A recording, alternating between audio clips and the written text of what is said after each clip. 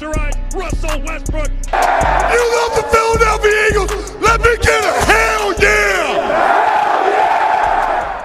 What is up, everybody? What's going on? It is Deibs, Mr. Crockpot on Twitter. Welcome to Party on Broad. Joining us today is the Jack Connell. Follow him on Twitter at Jack Connell TPL. What's up, Jack?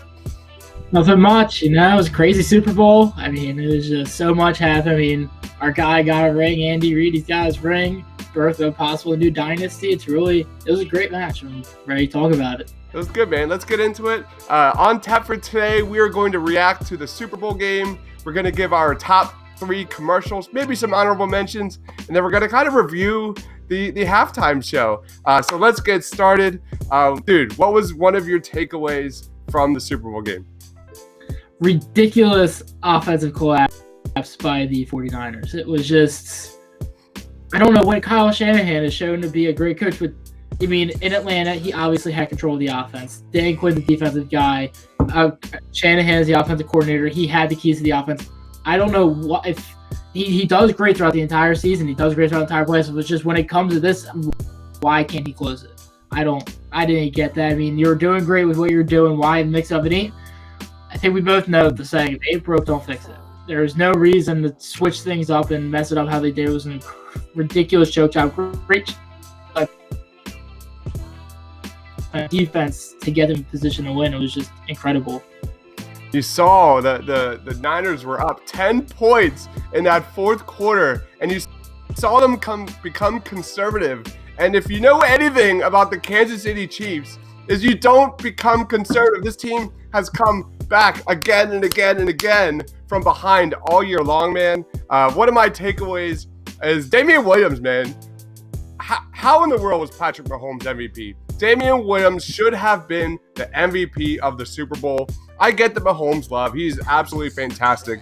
We're going to get into that. But, dude, Damian Williams, man, just made several key plays for the Chiefs all game long. He had 104 rushing yards and a touchdown, 4 catches and 29 yards and a touchdown. This guy was the X factor in this game. He made, he was the rock. It really wasn't until the fourth quarter of the Chiefs that they finally got the big play rolling. But until then, it was Damian Williams. Yeah, just like I'm just going to bring up his stats here. 17 rushes for 104 yards, averaging over 6 yards a carry, which is incredible. Longest was 38 yards. He was just fantastic out there. Mahomes was 26 of 42, 286 yards. On paper, it's not a bad game by me, but it's not a great game. I don't think it's Super Bowl MVP. I think Damian Williams, we're both right, should have got it. Maybe Tyreek Hill with his 9 catches for 105 yards. Well, I think one of those two guys should have got it. It's just a 2-2 out of Mahomes. It's one of his lesser games of the year, to be honest with you. Right. But it's a Super Bowl. He won the Super Bowl, so we really can't complain about that. It's just, if we're nitpicking about who got the Super Bowl MVP, That's right. That's true. Another main takeaway I had of this game was the arc of Andy Reid is finally complete. Was there a bigger game that meant more to the individual legacy of Andy Reid, man? Reid entered the game 14-14 in the playoffs. He was widely known as the best coach in the NFL without a Super Bowl ring.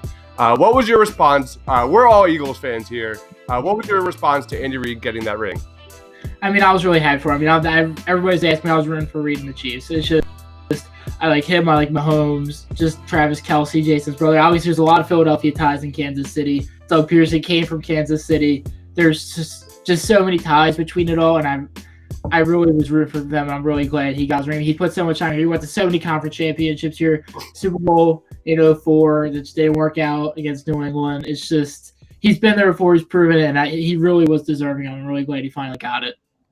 I was rooting for the Kansas City Chiefs when they won it, and you saw the. I voted for purple Gatorade. I'm mad it wasn't purple, but I think it was orange. I think. It was orange, yeah. But my response to it was, all right, next pitchers and catchers. What's that? So one thing over under I saw was with Mahomes over under 35.5 rushing yards. Now he got it, but this is where it messed me up. He was taking extended knees at the end of the game, and it lost him like 15 yards. So he ended with 29 yards rushing. So a lot of people that had that over were very angry. I can tell you that. That's crazy. On that one, but. Do you have any other takeaways from the game? I've got a few more. Yeah, I mean, up until going into that, I mean, Deebo Samuel, rookie, he's been fantastic. He's got a bright future ahead of him, second-round pick. He's been one of San Francisco's best targets on offense. He was playing well. He finished with 3 rushes for 53 yards and then 5 catches for 39 yards. Granted, he's just so impactful. He's so speedy. He's just agile. He's a really great player for that 49ers offense. Richard Sherman breaking down the secondary. He was not his best. He recognized that on social media. He was not his best. I'm sure that's eating him up. But, I mean, I know he's going to come back there whenever he's probably, it's one of his last shots to probably get a ring. He really doesn't have that much time left. He's in his 30s. Look at the rest of their defense here. Nick Bosa, he did okay out there. He had a sack. A forced fumble looked like only 4 solo tackles. Which isn't bad for a DM, but I feel like of his impact, he should have maybe done a little more. But San Francisco side of things, you got to talk about both sides. They both did decent until they did both very well until that fourth quarter. I love the Deebo pick. Deebo Samuel, man, you said it only sounded like 8 touches or touches in that game, but it felt like 16. You could double that because that guy just came up big, just in major situations. Deebo was awesome, especially in the first 3 quarters of that game. Another really big takeaway I have is how good is Patrick Mahomes, man? Have we ever seen a quarterback this good, this quick in the NFL? You look at his first year as a full-time starter last year, threw 50 touchdown passes, won an MVP. He lost in overtime to the Patriots in the AFC Championship game. And then we saw him, obviously he didn't have the statistical year this season, but dude, Super Bowl MVP, won a Super Bowl. Man, how good is this guy? He's ridiculous. For 24 years old, he's incredible.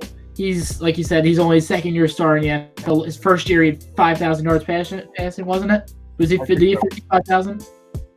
It was just incredible. His stats he put over unprecedented. Like you said, his mobile, he's just incredible. That run he saw against Tennessee in the AFC Championship game was fantastic. His vision, his ability to make, his accuracy, his touches on his pass, it's fantastic. His arm, he's an incredible arm. He's able to throw it 60 yards on a whim. It's just, he's all around. He's great. If he's able to grow his game and able to make some reads, he had a couple mental errors in that game, obviously. There you had, I forget who it was, about like 15 yards deep. He made the throw. The linebacker was right there in the zone. I think it was a linebacker. And he just made that pick. It was just, there's a couple mental errors there that he still has to fix. For 24 years old and the stuff he's put up, it's ridiculous. If that's his least of his worries, he's going to be fine. I think he's the next best quarterback in the NFL, easily. It's wild, man. It's really cool to think about this guy like 10 to 15 years from now. I remember I go back to Skip Bayless just a few days ago calling Dak Prescott, saying he had a better season than Patrick Mahomes. But man, this is a quarterback, Patrick Mahomes, that repeatedly overcame major deficits, had comeback after comeback all season long. And you didn't have to look far from the Super Bowl because, they were down 10 points in the fourth quarter. And when they needed a big play, Patrick Mahomes delivered. He had a major scramble there. I think it was like a 3rd and long that he got a first down.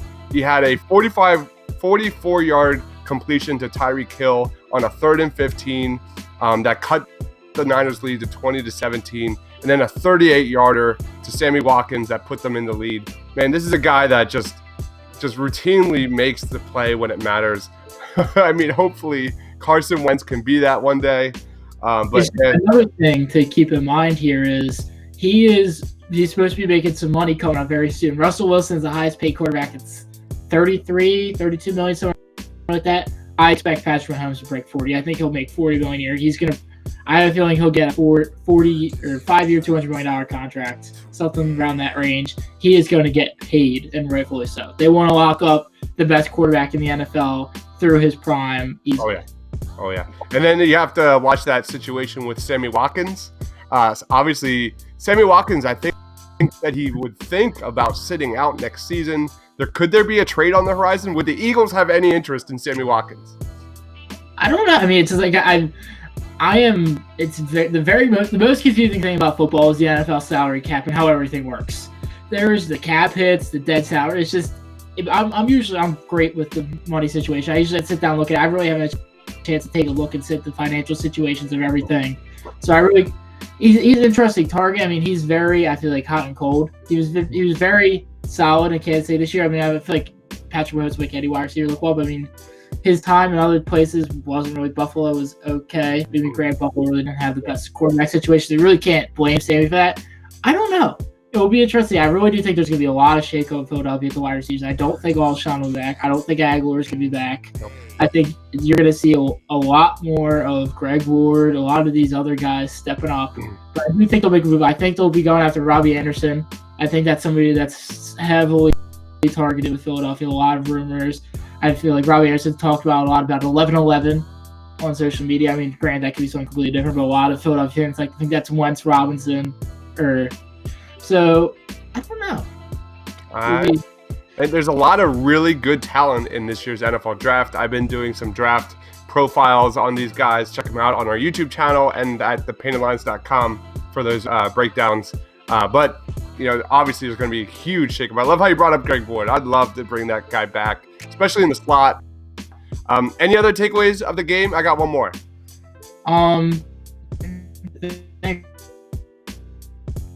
Have any?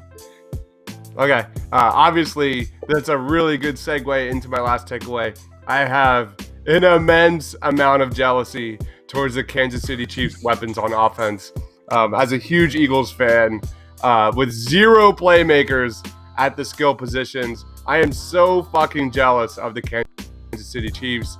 Sammy Watkins, Tyreek Hill, without a doubt, finding a playmaker is the number one option, and speed. The Eagles need speed and youth across the board. But man, watching the Chiefs, I'm just jealous, man. Is that wrong? Yeah. I do think a lot of will get resolved this offseason. I think there's going to be a lot of changes. I'm excited for next year. I'm really not stressed out about any of that. So, yeah, Grant, we had a lot of, a lot of injuries, a lot of flutterings in our team in Philadelphia this year. So I really don't, it's going to be interesting to see. So, who could have predicted Aguilar's regressing and the whole situation of Alshon and Deshaun Jackson? I think they'll be back better than ever next year, whoever they get. Okay. You want to get into our top 3 commercials? Let's do it.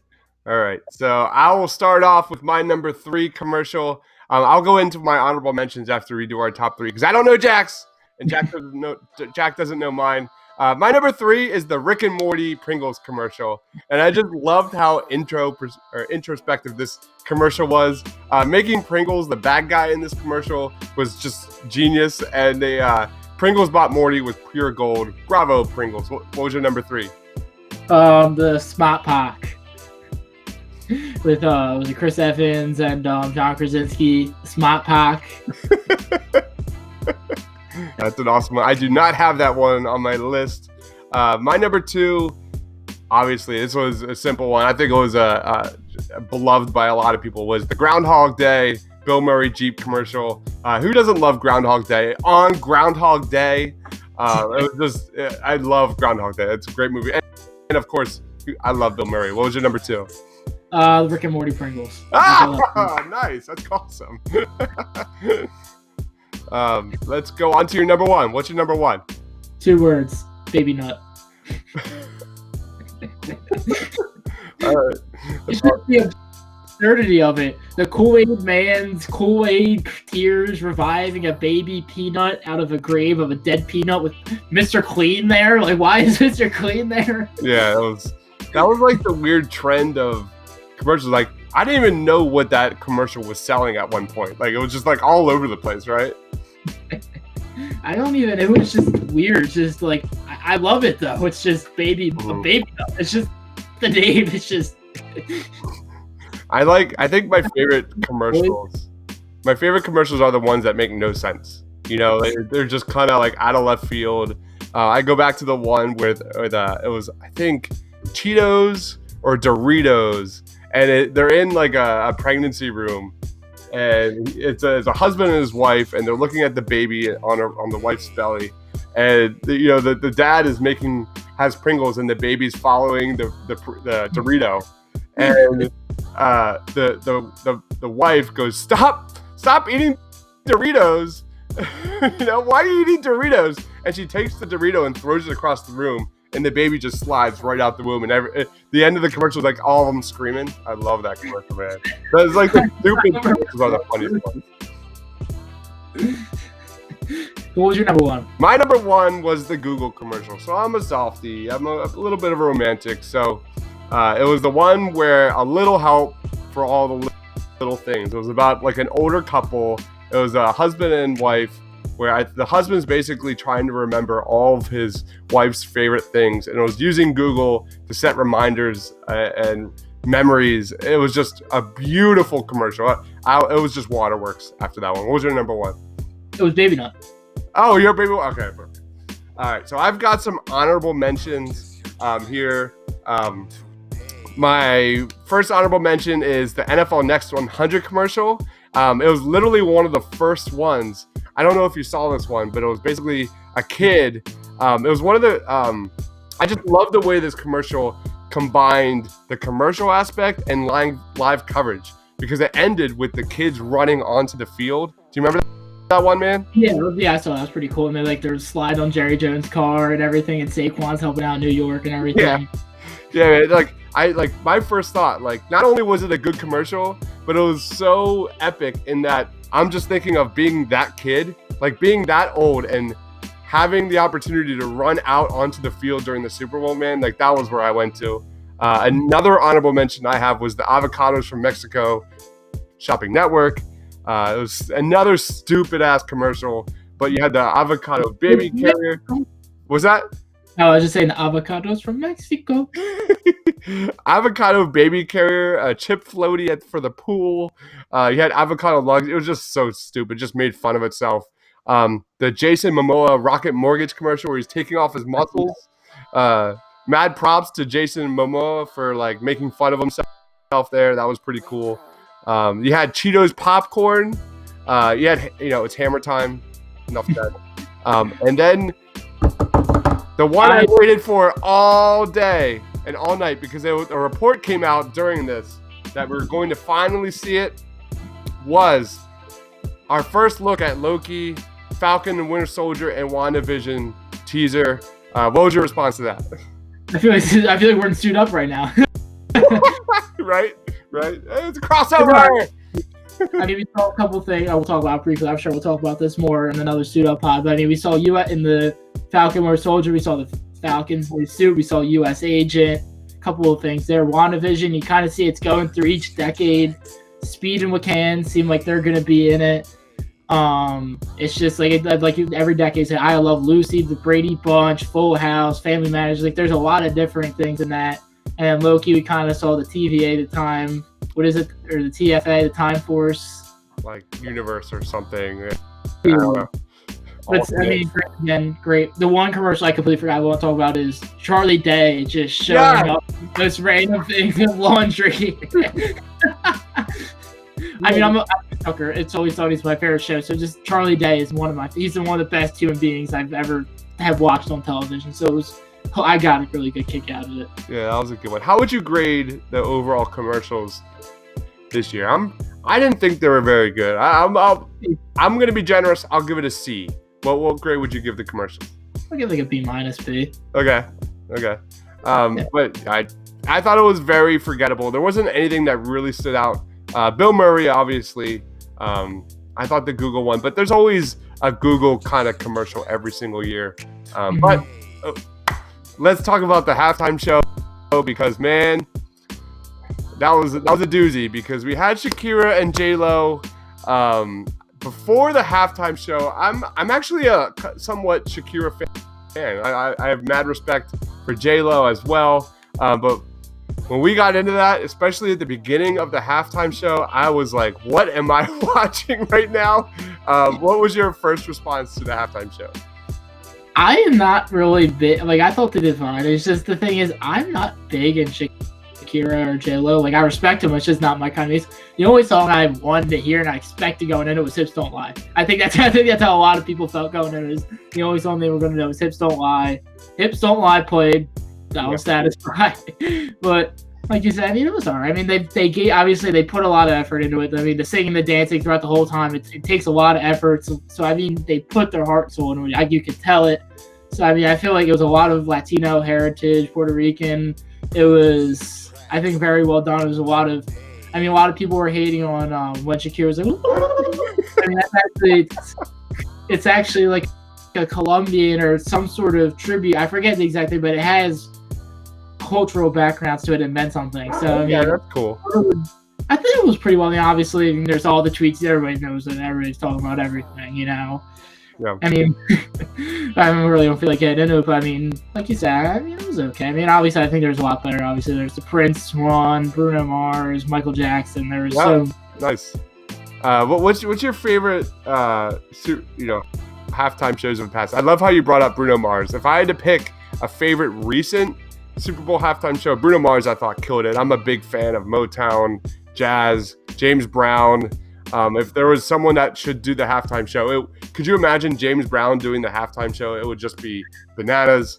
Bruno Mars was awesome, man. I loved the bit where he brought up the Red Hot Chili Peppers. I'm grew up in the '90s, so of course I'm a huge Red Hot Chili Peppers fan. What's a recent favorite of yours? Probably, yeah, I would say Bruno Mars, Prince. I think those are probably the two that are top. I mean, Prince has to be probably the best one of all time. I didn't grow up a Prince fan, but I respect, the hell out of Prince. Just a genius. Another one I really enjoyed from the past, I think it was like 2010, was The Who. If I had to give you my favorite band of all time, it's The Who. They are just rock gods. I really enjoyed them. It was like the exact opposite of Shakira and J-Lo. These are a bunch of old, rock legends just standing on a stage, just rocking. But that was one of my favorites. Any others for you? I mean, yeah, this kind of Michael Jackson we kind of talked about. I mean, that's really kind of. I don't really watch the halftime shows that much. I really didn't. I had to go back and watch the halftime show. I really didn't watch it live. I mean, I'm not really a big fan of the halftime shows. I'm not really watching that much. I'm more about the game than the halftime. Yeah. All right, man. Anything you want to plug in before we wrap this up? I'm actually going to. We just did a post position not that long ago. Jack Duffy and I are kind of. Harry is kind of moved on from the pan lines. I don't want to take a second to thank Harry's a great friend of mine. I mean, it's thank for everything he's done here. I'm sure he will see him around someone in some form. But Jack is going to be taking over as my co-host full time with that. We just did a pod not too long ago. Kind of talked about stuff that's going on. Talked about All-Star. We did talk about Kobe during a little mock draft at the All-Star game. And we're going to be doing a podcast right now, doing a whole trade deadline. I'm really excited about it. I've got papers all over here filled up with pretty much every single person that's been discussed as a possible trade target, who they might go to, what that would entail. So I've got that coming up. Really excited. It should be up whenever this is uploaded tonight. It should be up hopefully tonight as well. We want to get that out. And then Thursday, after all the dust settles, Jason Blevins is going to be joining us too to be talking about everything that happened, all the reactions, how we think, where everybody stands after all that. So it's going to be excited. We see a lot more post position coming soon. That's awesome, man. My whole reaction to this after the Super Bowl, it's NFL draft season, baby. I'm just, getting ready for the NFL draft. It's a huge Eagles draft this season, with them being, capped in the salary man. Finding, gems in this draft is very important. So if you want to look at some Eagles draft targets, check us out here at the Painted Lines YouTube channel. For Jack, follow him on Twitter at JackConnellTBL. I'm Deibs, Mr. Crockpot on Twitter. Thank you so much for watching, guys. Stay awesome. See you guys.